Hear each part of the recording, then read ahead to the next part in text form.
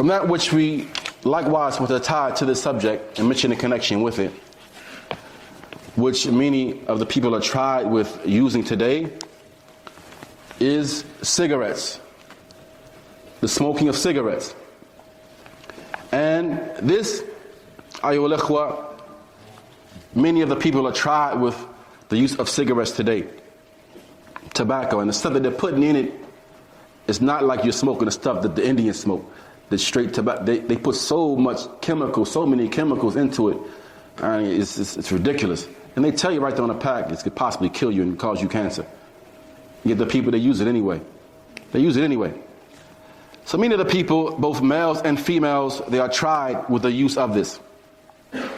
As for its harms, there are many. Amongst the harms of cigarettes, some of them are religious harms, such as it makes a person hate gatherings of virtue and stay away from them because they cannot be patient with sitting through long class and the likes of it. They need to go. They got to go. Because what? They want to smoke. They want to smoke. So they can't be patient with sitting for long periods of time because they're addicted to cigarettes. Now, likewise, as it relates to the Jumu'ah prayers, sitting in the masjid around the people and the likes of this, they can't be patient with the likes of that except for a short period of time before they need to leave. Before they need to leave. And all of that is an indication and proof of its filth. Likewise, it makes the affair of fasting difficult for the smoker, especially when the fasting days are long. It makes it difficult for them. They can't wait until the day is over. They begin to be irritated. They can't wait till the day is over so they can do what? Rush to their pack of cigarettes. Likewise,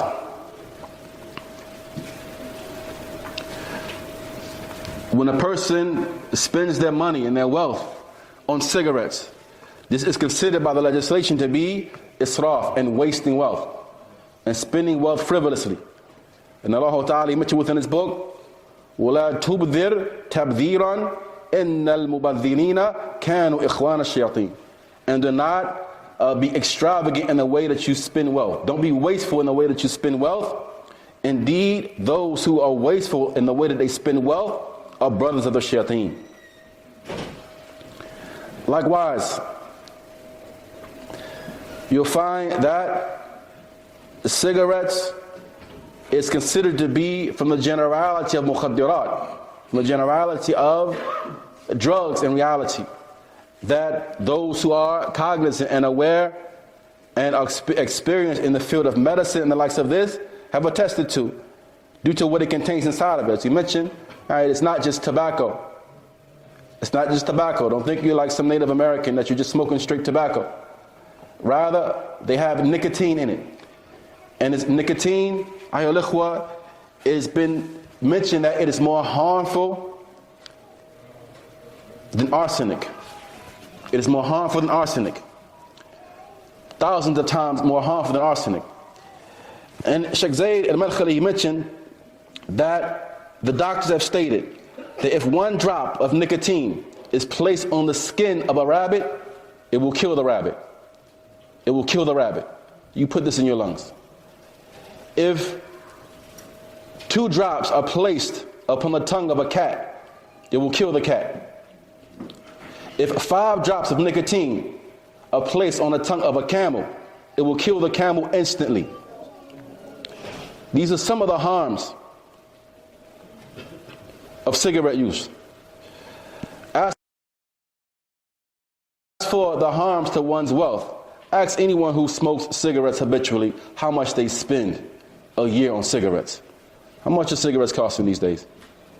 A pack. Don't tell me. Thousands of dollars a year. Thousands of dollars a year wasted on cigarettes. Sheikh Zaidi mentions that from that which is known is that Islam commands with the safeguarding and preservation of one's wealth, and commands with spending wealth in permissible ways. And it prohibits the wasting of one's wealth. And without doubt, the one who spends their wealth upon cigarettes, and their likes, then they are wasting their wealth. And what they have spent is considered to be from that which is haram and wasteful. And sufficient is that in terms of sin and transgression and loss. And the wasting of wealth that Allah Tabaraka wa Ta'ala has prohibited, or this is the wasting of wealth that Allah Ta'ala has prohibited. So what do you think? If wasting wealth, generally speaking, is haram, just wasting your wealth is haram, what do you think about the one that wastes their wealth as a retarded person would do? By setting it on fire. If we had a pile of money right here, we're just going to set the money on fire. If we ask you for donations, and you give all your money, and we set the donations on fire, you'd be highly upset.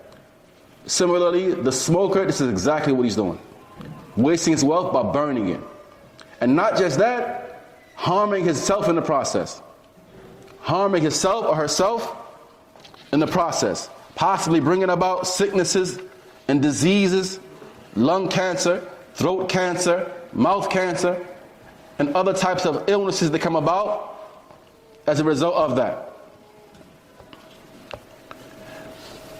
Sheikh Abdul Aziz ibn Baz, he was asked the following question.